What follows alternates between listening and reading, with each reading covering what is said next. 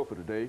We're talking to Dr. Husseini, who is giving us some information in reference to African-American disparities across the state of Tennessee, dealing with some major health issues. And of course, Dr. Husseini, let's see if we can pick up where we left off the last time, dealing with African-American health disparities, and then move on to the national health policy and some of the other things that you'd like to talk about. Yeah, in order to understand where how does this impact us directly, what I did was to narrow this whole focus down to what is happening in Davidson County. As you know, Davidson County is the mecca of healthcare industry. You got across the street from, if you look at the map, you will see where the population is, where TSU is, where HCA is located, where Vanderbilt is, where Meharry is. HCA and TSU are just about a mile apart. That's the biggest healthcare disparity and corporation available to us, and if they could work on that issue, help us to work on that issue, that will be really of great help. In order for us to really work in this area, what I did was to break down our morbidity rates for heart attacks and congestive heart failure and stroke in the Davidson County by zip code for both African Americans and for whites.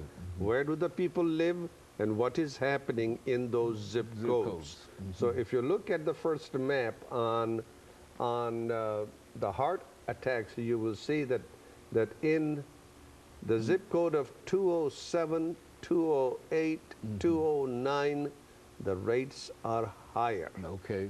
This is where the black community is concentrated. 207, 8, and 9. 207, 208, 209. Tennessee State is located in 209. Okay. Meharry is located in 208. And this 207 is a corridor that goes all the way up. Okay?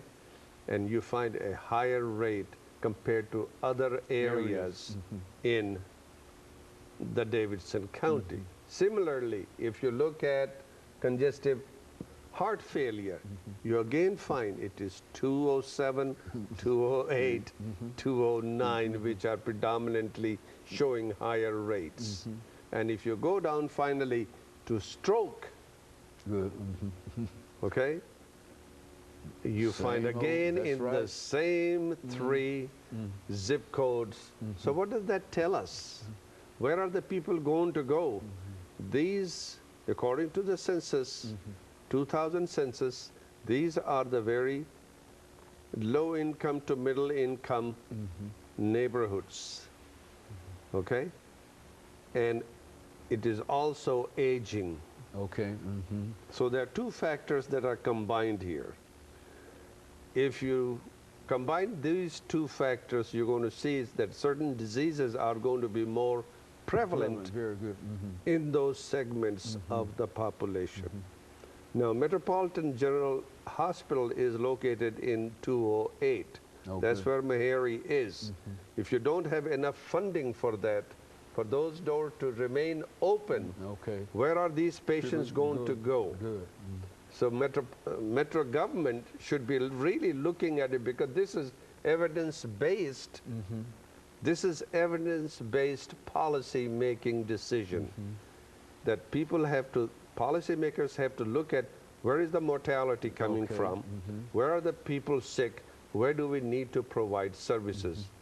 I am right now trying to develop, in collaboration with other colleagues at Meharry and at Vanderbilt, help them to develop a program to offer services in these three zip codes that we are talking about, where we find a high prevalence of cardiovascular diseases and mortality. So you think that we can actually cut down on the disparity if you start concentrating? In other words, we've not even concentrated on the issue where the problem really is. Is that what you're saying? We have not really concentrated in terms of providing services to those areas, because it is an access issue. how do we access these services? If they are too far away, or if the doctors are gone after 5 o'clock, when the people who need the help, where are they going to go? Who do they see? So consequently, what we find here is the men, and especially African American men, are the last one to seek help. Okay. And where do they seek help? When they do, it is in the emergency rooms, when they are very sick. And therefore, when we look at the cost of treating them, healthcare cost, the highest, the most expensive person to treat, according to the data that we have, is the black male. Is the black male. Yeah, that's right. It is the black male. And if we could deal with that, you think we could reduce the disparities that we can, yes, but it will take a lot of education programs. We got to tell them where to go, who to see. We need to bring them into the healthcare system early on. The women get into the healthcare system early on. They talk to their physicians very easily, but it is the men who are the last one to go. And these are the ones with the high cancer, cardiovascular disease, and stroke issues, and etc. Yeah, they're all, yes. So it is, we need to focus on those subgroups in order to get them in, if we are going to be really narrowing the disparities. Otherwise, we can keep on giving lip service to health disparity and do nothing about it. But you're saying that education and access is the most increasing important access dealing are with the disparity. two. Yes, yes, and good. There is no reason for us to find, as I have found, that the mortality rate is about 3 to 5 times for stroke only among younger African American between the ages of 35 through 55.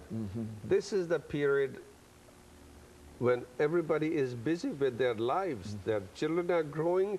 If you have a stroke in the middle of your productive period of one's life, how are you going to take care of the family?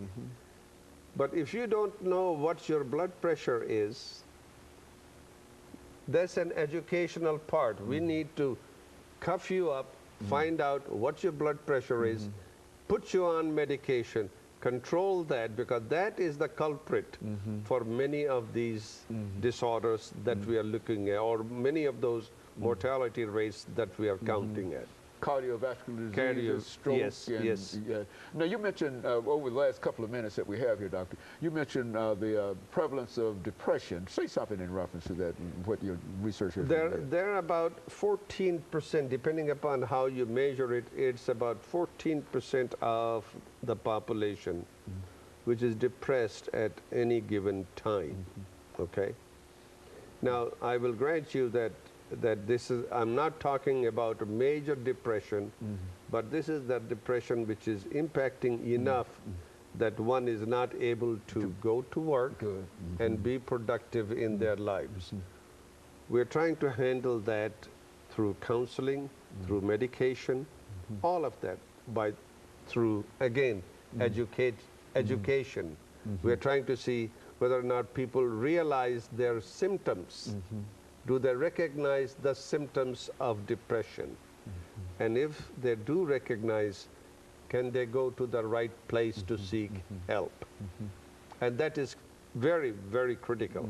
Because once one of the outcomes of depressive symptoms is people withdraw from the society, from the social context. They don't want to go to see anybody.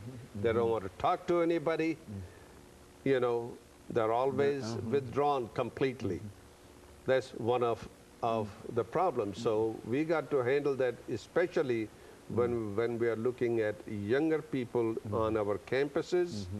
We need to do some counseling programs there for our students. And of course, Doctor, this is excellent information, but as you know, we've just about run out of time. But let me thank you for bringing that excellent information by, because I think that when we talk about these disparities, what you're telling us now is that we can map this out, and we can determine why these disparities exist, and if we could deal with education and if we could deal with access, that we could go a long way in trying to reduce that. Is that what we're saying? That's true. Very Absolutely.